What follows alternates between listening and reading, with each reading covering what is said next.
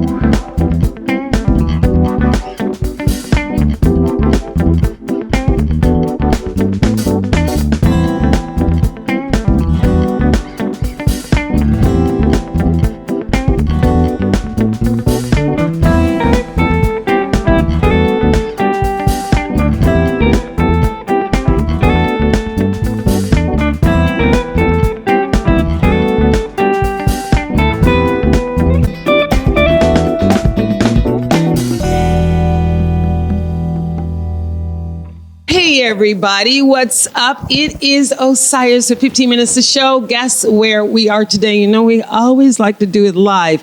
And I am so grateful on this happy Valentine's Day. By the way, happy Valentine's Day to all you wonderful, beautiful lovers out there, including these two that you're going to hear more about today. And for all of you that don't have lovers, love yourself and love the one you're with. Okay, have fun today. It's supposed to be all about love, so let's keep it that way. Now, for our big surprise drum roll, I am in the presence of royalty. We are on Ivan Gallery, a historical gallery here in South Robertson area of Los Angeles. They call it SoRo. For you that don't want to say the whole name out, they call it SoRo over here. So we're in Ivan Gallery. They are showing a particular artist for this month. His name is Martino Dorce. He's Haitian.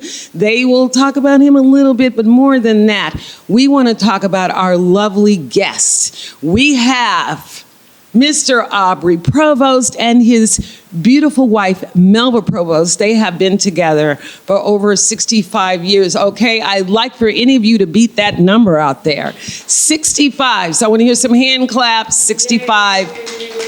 Next to me, right next to me, is the beautiful Jackie Ryan, who is she was a former owner, I believe, from 19-something to 2017 of the Zambezi Gallery out of Leimert Park. Remember Zambezi? I know you guys do out there, so drum roll for her.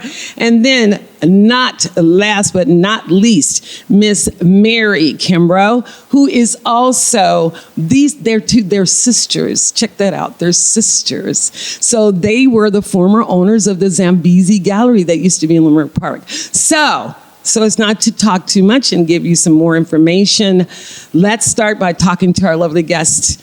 This too, 65-year-old couple, Aubrey and Melba. So tell us where you came from, how you met, and how you got into art. I'm from LA, born and raised. Okay. Watts. Went through jobs and ended up with businesses my business next door to this, Palmer Dressing and Mailing Company. And then along came an artist, Barbara Mendez. The gallery was originally the Mendez Gallery, Barbara Mendez Gallery, and she fell on times when she didn't do the rent. And then a friend of mine, one of my young mentors, Lewis Hook of the Compton Cowboys, suggested that I keep it a gallery and just flip the name to the Ivan Gallery. Wow, and I was told that Ivan is your middle name? Ivan is my middle name. Okay. Yeah, and so when did you, so has it always been on this It's always been in this location. Oh. Yeah, it's a 2-unit building. And the gallery has been off and on for almost 20 years now. Right. And we have hosted a number of artists, this one being one of our best, Martino, and the collection of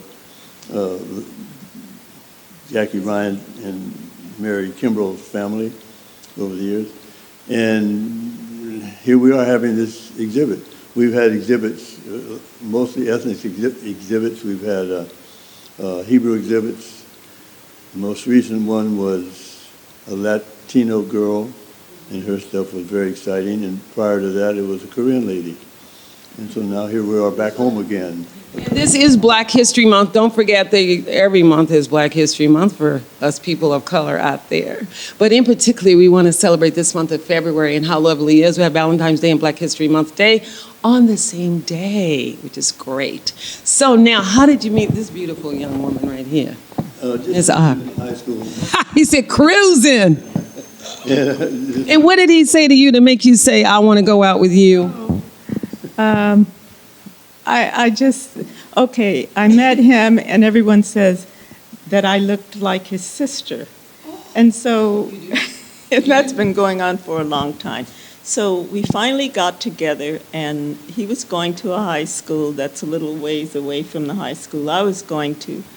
But I had a best friend, and he asked her if I could be invited to her party because he knew her. Mm-hmm. And so we met, and just from then on. And I'm from a big family, so. You were telling me your story, and I was telling you I'm from a small family, and that I wasn't wanted by some of the people of those families. And then you said, well, I'm the opposite. I'm from a big family. They liked a lot of kids. So tell me a little bit more about your siblings and how would it made you step out from the gang or the crew or whatever you call your siblings and do art and want to join Mr. Aubrey here?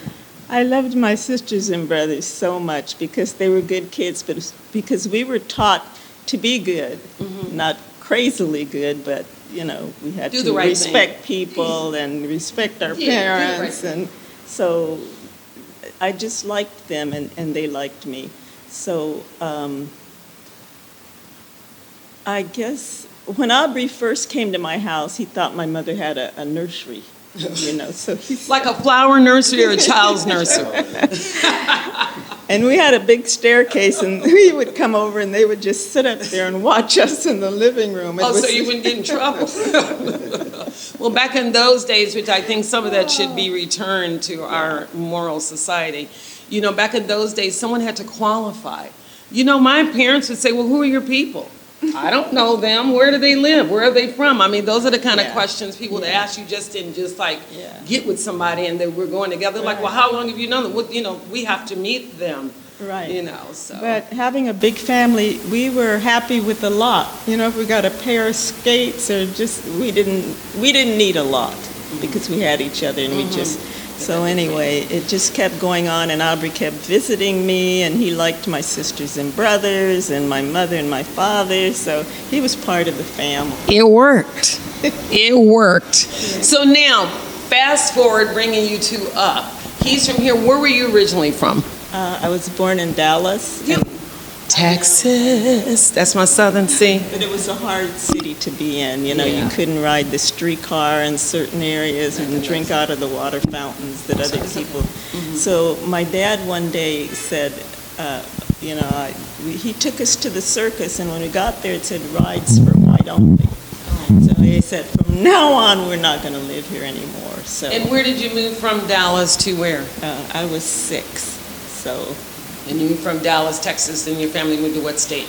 California? We all moved at the same time, and so we started living in, we moved to Watts.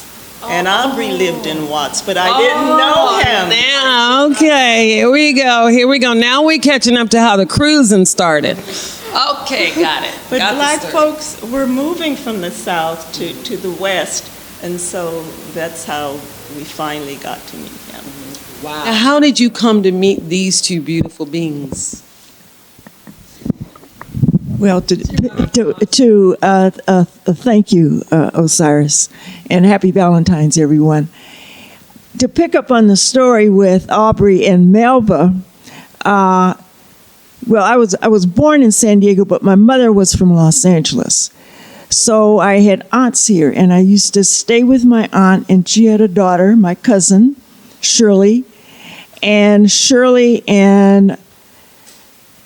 Aubrey's sister were good friends. Arlene Provost and Aubrey Provost. And so I was about 10 or 11 years old when I first knew Arlene. And I always knew she had a brother named Aubrey. But, you know, I would see Arlene from time to time, but I didn't see Aubrey until I was in high school. And so, and this was during the 50s. And the 50s in Los Angeles for black people was sort of idyllic.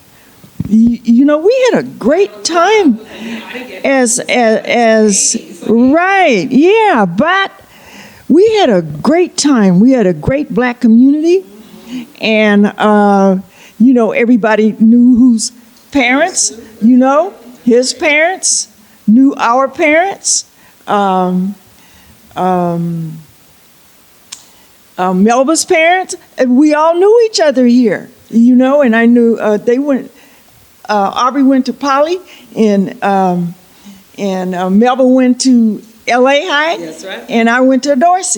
Oh, Dorce. So we knew each other, you know, not every day, but we knew each other. We had a relationship in the Los Angeles black community, and it was a great time to grow up in Los Angeles. Yes. I mean, you know, within the milieu of being black, it was. But you know, you felt that strong cultural identity before all of the neighborhoods started mixing and mingling and everything. There was a strong, you know, one solid community. I know exactly, because I grew up in an all-black community. I grew up in an all-black community on a small street with just my family. It was more like an African village. And my mother wouldn't let us out of her sight. We were the girls. We had all boys, 2 girls. And then when I left and went out of high school and left, that area, as soon as I got out of high school, my world did like this. It was no longer all black. I went into the military. It was everybody from all over the world. You know, and then once you are influenced by those kind of things, it's kind of hard to go back to your own community depending on what those influences and how they affected you. Right. Well, the black culture in Los Angeles was very strong, and it was the different mixtures of cultures here. You know, there were different cultures, but yes, there were different cultures, and you were saying yes. Yes, there were different cultures, but there was a nice mixture. There was a nice overflow. You know, when I went to Dorce, you know, we had our own friends, right. You know, and there were a lot of different cultures there, and we all had a great time together. Of course, Aubrey and Melba were always Aubrey and Melba. Okay. You know, it was they were together all the time since I have known them. So let's hear Miss Mary's take. Okay? Yeah, this is my sister. The sister. Yes. Oh, thank you. My father used to take me, you know, with him different places, and he liked African art. Beautiful African art, and he had it displayed throughout the house. and people would come over and freak out because it was an African mask. And could be considered scary in European American culture. And my father said, no, that is absolutely wrong. And I used to go with him when he used to give lectures at the museum or wherever. He was a dentist, but he but he did this on the side. And very interesting. So I started doing the African exhibits with him. And then with all the political turmoil, okay, I would do, my father, the mask and the meaning of the mask and the history going back to Africa. And it was a time to become aware of who you were as a human being, okay, because I went to Catholic school. Oh. Okay. How was that? A whole nother world. Oh, okay. Did they support you as a person? Oh, sorry. Did they support you as a person? How were you treated there? Did they support you as Oh, yeah, the kids I went to school with, Our Lady of Guadalupe. Yeah, she's the patron saint of Mexico. Yes. Okay. All the other kids in the school were Mexicans. You were accepted. Can you speak Spanish? No. No. Did they speak Spanish? Yeah, they all spoke Spanish. They were Mexicans, And, but they were nice, They weren't this way or this way. They were just people.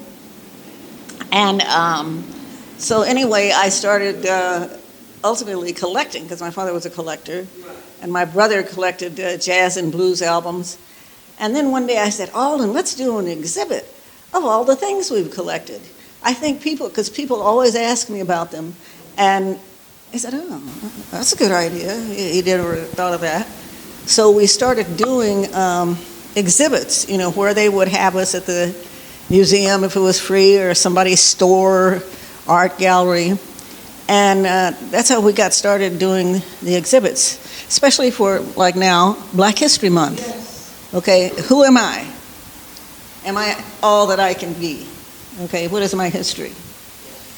And that's... So now let's talk about today. The gallery is going to open to the public from 3 to 8 p.m., is that correct? Yes, Mr. Aubrey, you want to tell us what's happening today? But before Mr. Aubrey talks, I want to say that they are featuring the works of Martino Dorce, who we spoke about earlier. They're Haitian painters. Beautiful. I mean, absolutely stunning, beyond your wildest dreams. It will be all over the walls here. And also, they will be featuring ethnic Valentine cards. Some of the things you'll see on the table, we'll put it in the film so you all can see it. And in addition to that, I wanted them to say a little bit about the history of Currier and Ives. Currier and Ives is an old, I don't know how old you all may be out there, but if you are educated, you would know who Currier and Ives is if you're interested in the subject of printing. They are one of the oldest printing businesses in the country. And they were especially known, I think they were based out of New York, is that correct? Based out of New York. And they were running a series called Dark Night, Dark Town, and another one. And I wanted Mr. Aubrey to say a little bit about that and how that came about. I am a fan of the Dark Town series, but I think Jackie could give us a little bit more on the...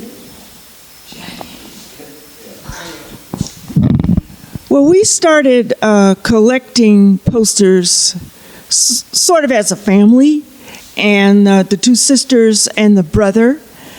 And one of the things that happened in America was we call it now art as social prejudice. And Currier and Ives were the foremost printmakers in America. They sold millions of prints. But all of their Darktown series showed images of black people in conflict. In other words, they would show them rowing a boat. And then the next image would be how they messed up and fell into the lake. And so it was a way of demonizing black people, making them the butt of the joke, and to show that black people were unequal and undeserving to be a part of America and the American economy.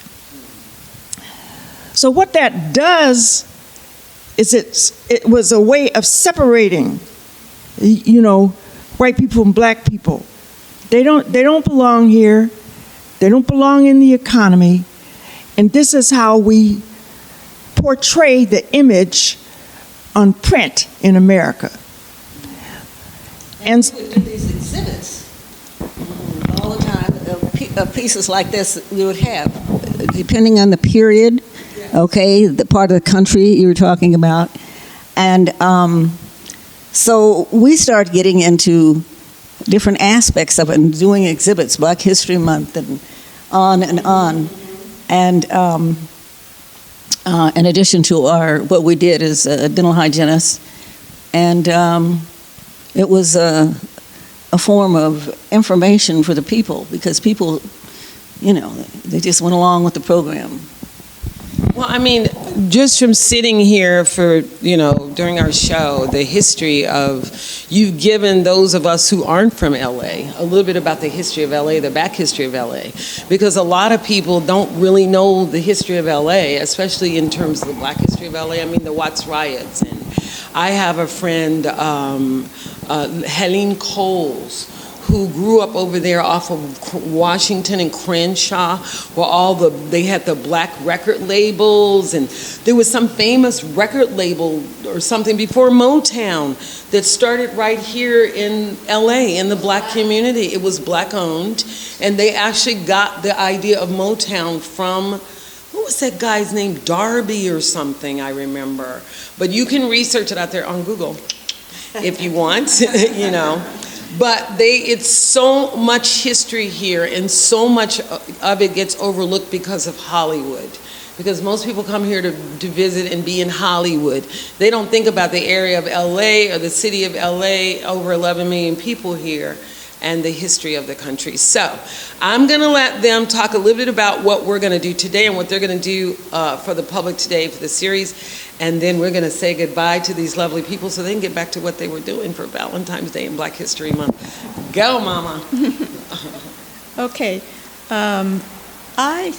I lived in an area called Watts, and that's where most black folks came and lived there before they moved to the west side. Mm-hmm. And when we moved to the west side, there were a lot of people that were entertainers.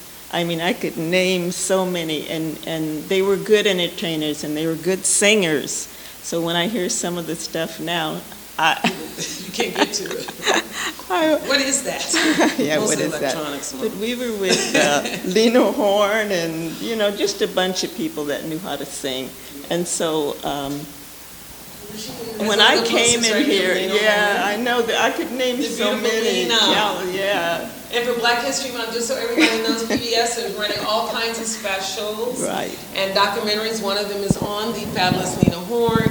A lot of them are on black singers. I think there's one called the documentary of black women singers that were prior to Lena Horne that you've never heard of. Exactly. And they did an amazing job, black actor. I mean, just so much of our history coming out. It's really a good time.